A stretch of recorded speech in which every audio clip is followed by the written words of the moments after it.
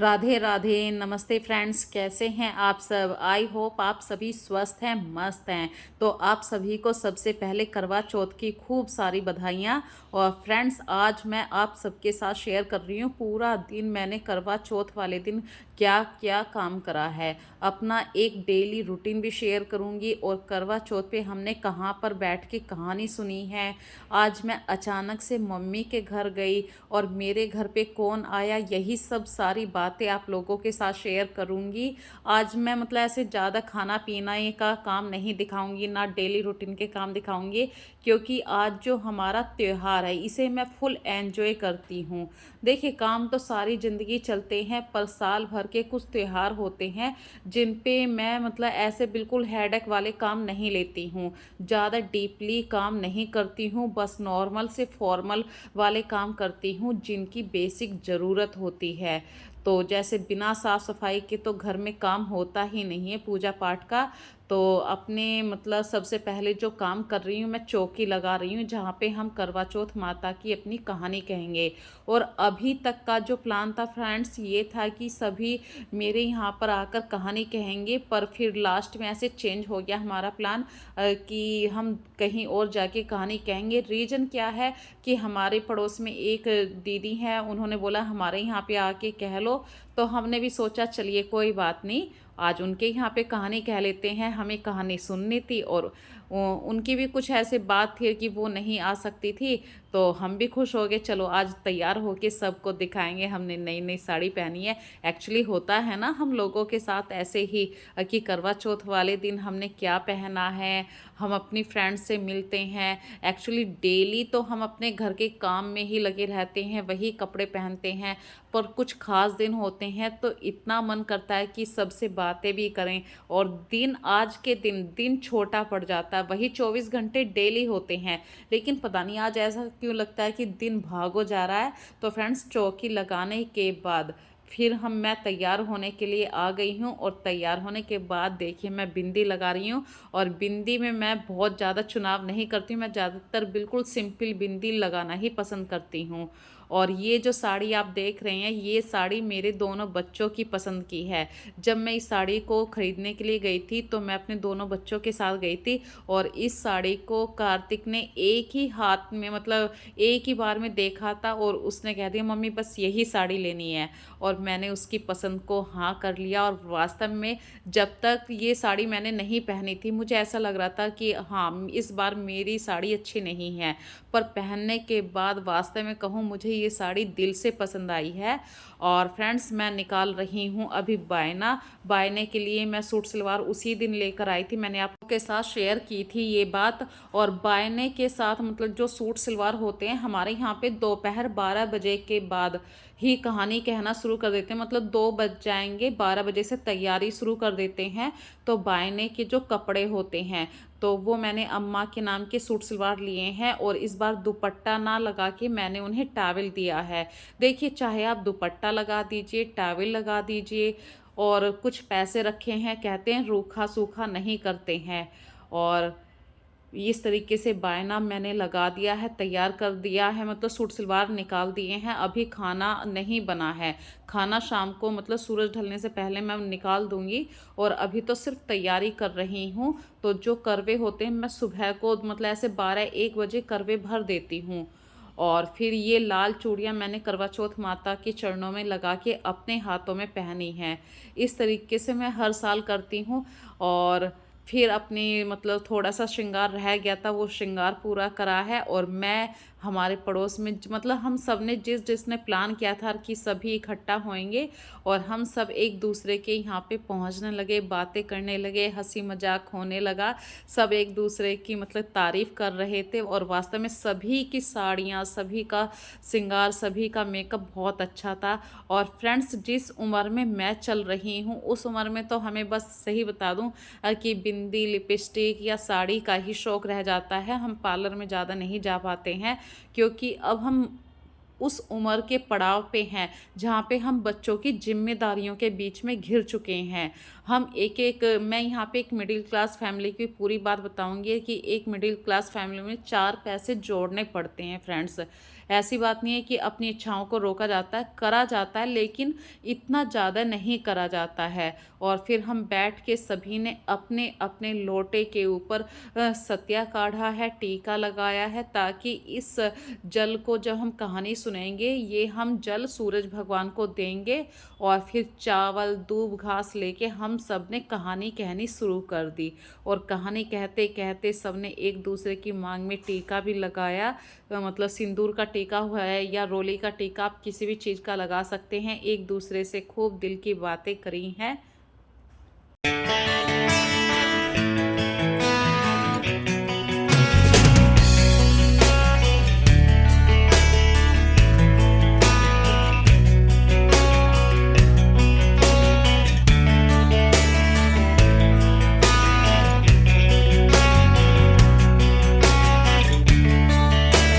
कहानी सुनने के बाद फ्रेंड्स हम सभी ने सूरज भगवान को जल दिया, अर्घ्य दिया। एक मतलब इस समय हम क्या काम करते हैं कि कहानी कहते हैं और ये टाइम है फ्रेंड्स 2:30-3 बजे का टाइम है। सभी ने कहानी सुनी, सूरज भगवान को जल दिया और धरती माता को प्रणाम करके जो भी हमसे बड़े हैं सभी का आशीर्वाद हमने यहाँ पे लिया है। और कहते हैं कि करवा चौथ वाले दिन आपके सामने कोई भी आए, आप सभी को प्रणाम कीजिए, चाहे वो आपसे छोटा हो या बड़ा हो, क्योंकि किसी की आशीष मिल जाती है पता नहीं कहाँ पे काम आ जाती है।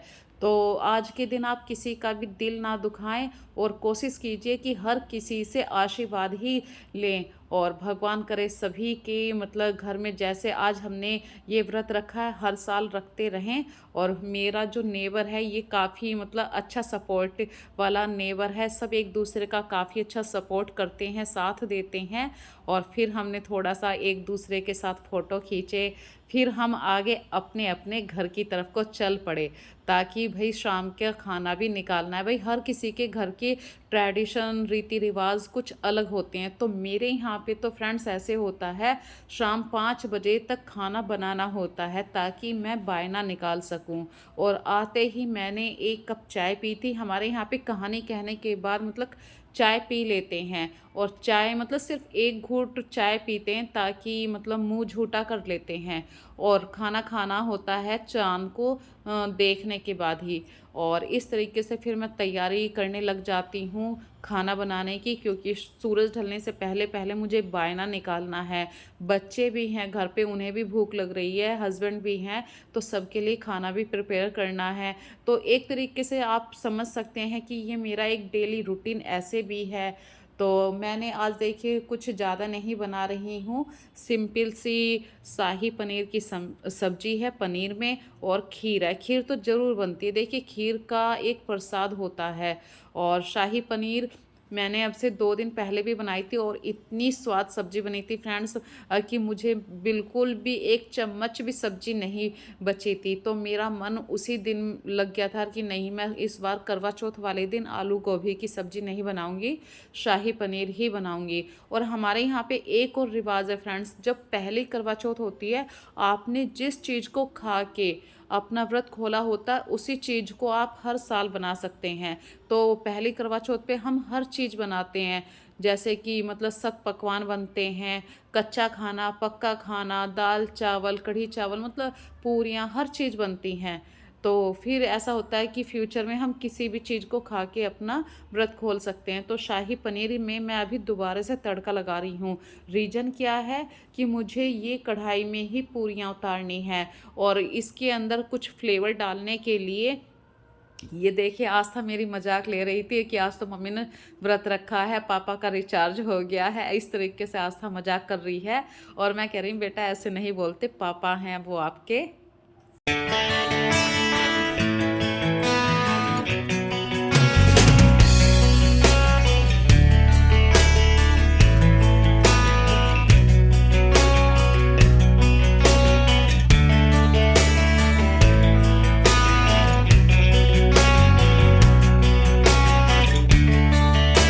आस्था की मजाक का देखिए क्या बुरा मानना, वो खुद बच्ची है अभी और उसका मन था कि मम्मी से ऐसे कुछ बोलना है तो ठीक है, कोई बात नहीं। बच्चों के साथ भी कभी कभी बच्चों की बातों को सीरियस नहीं लिया जाता है, क्योंकि ये आप और हम जानते हैं कि हस्बैंड वाइफ का क्या रिश्ता होता है। बच्चे तो बच्चे होते हैं, पापा से मम्मी से मजाक नहीं करेंगे तो और कहाँ जाएंगे।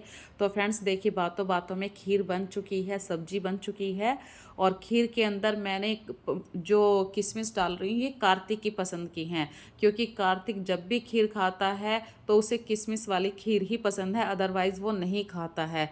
तो खाना देखिए, जब मैं बना रही हूँ तो मैं सभी की पसंद का ध्यान रख रही हूँ। जैसे शाही पनीर की सब्जी बन गई है, मेरी मनपसंद खीर बन गई कार्तिक की पसंद की, और पूरियाँ बन रही हैं हस्बैंड की पसंद की सरसों के तेल में। तो इस तरीके से ऐसी छोटी छोटी बातें होती हैं, इसी से ही घर परिवार चलता है। अपने त्यौहार को, अपने ट्रेडिशन को फ्रेंड्स कभी भी किसी और के रिवाज से मत जोड़िए, जो आपका रिवाज है वही जोड़िए। तो मेरे यहाँ पे देखिए 5 बजे तक खाना पुज जाना चाहिए, तो मैं अभी सूरज ढलने वाला ही है, उससे पहले मैं खाना पूज दूंगी। और ये भी बात होती है कि आपको उतना खाना पूजना होता है जितना सामने वाला खा सके। इस खाने को मतलब ऐसे छोड़ा नहीं जाता है।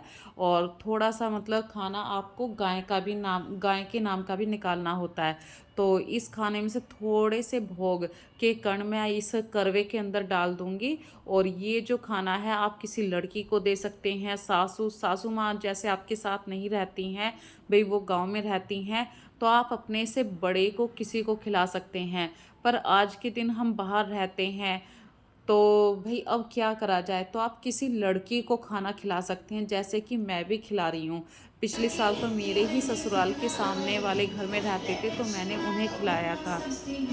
और करवा चौथ वाले दिन फ्रेंड्स काफ़ी सिर में हेडेक भी होने लगती है, क्योंकि सुबह से कुछ भी नहीं खाते हैं और शाम की दिया बत्ती का भी टाइम हो गया है, तो सभी कामों को करना पड़ता है। धीरे धीरे मैं लग रही हूँ।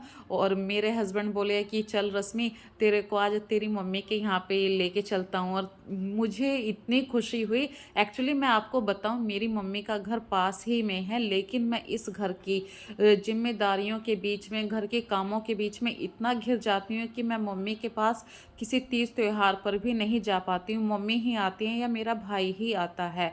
तो आज मेरे पास काफ़ी टाइम है, तो फटाफट से थोड़ा सा घर को ठीक ठाक कर देती हूँ, क्योंकि कोई ना कोई आ भी जाता है। तो घर को बिल्कुल ठीक ठाक करने के बाद मैं अपने हस्बैंड के साथ चल देती हूँ अपनी मम्मी के घर में। तो मेरे हस्बैंड बोले कि आज तो तुमने बिल्कुल हाँ कर दिया, 1 मिनट में बोल दी। मैंने कि आज मेरे पास काफ़ी टाइम है। और फ्रेंड्स मैं बातों बातों में देखिए आ चुकी हूँ अपनी मम्मी के घर में। ये मेरी मम्मी के घर का नीचे वाला डाइनिंग है। और ये मेरी दीदी देखिए, आज उसे कितनी खुशी मिल रही है कि दीदी 1 साल बाद मिली है। मतलब मिलते रहते हैं, पर मैं मम्मी के घर वेलकम टू माय होम। तो इट्स माय भाई, सिस्टर। मम्मी, पापा और इनको तो आप जानते ही हो। और मम्मी के यहाँ से आने के बाद मतलब हमने 1 घंटा वहाँ पे बिताया ताकि चंदा भी निकल आए। और मम्मी के घर से आने के बाद फ्रेंड्स टाइम हो रहा था 7:45 का, और मैं मेरठ में रहती हूँ, तो हमारे यहाँ पे 8:02 8:05 तक चांद निकल आएगा। तो फटाफट से मैं आ गई हूँ खाना बनाने के लिए, गर्मा गर्म पूरियाँ उतार रही हूँ। और क्योंकि भाई फिर पूजा पाठ हो जाएगी और मैं तुरंत ही फिर खाना खाऊंगी, तो मुझसे मतलब पूरा दिन जब हम व्रत रखते हैं तो फिर कुछ काम नहीं होने वाला। तो मैं फटाफट से खाना खा के सो जाऊंगी, क्योंकि सिर भी काफ़ी भारी भारी हो रहा है। तो फ्रेंड्स चंदा निकल चुका है, पूरा खाना भी बन चुका है। हाथ पैर धोने के बाद जो मेरी शादी वाली चुन्नी थी, इस चुन्नी के अंदर मैंने कहानी सुनते हुए चावल बांधे थे, क्योंकि कहानी ऐसे ही नहीं सुना करते हैं। और फिर मैंने चंद्रमा की आरती करी। और देखिए मेरे जो पड़ोस में बच्चे रहते हैं वो भी थोड़ा सा ऐसे मतलब मजाक कर लेते हैं, आंटी हैं, तो वो बोल रहे हैं आंटी अंकल को भी अच्छे से कपड़े पहनाओ। मैंने कि ठीक है बेटा। तो फ्रेंड्स देखिए, बातें रहती हैं मजाक की, त्योहारों पे किसी की बातों को आप दिल से मत लगाइए। और मैंने यहाँ पे इनके पैर छुए, चंद्रमा जी को मतलब ऐसे नतमस्तक हुई उनके सामने। और फ्रेंड्स इस तरीके से मेरा ये करवा चौथ वाला दिन पूरा हुआ। आप लोगों को कैसा लगा ये ब्लॉग?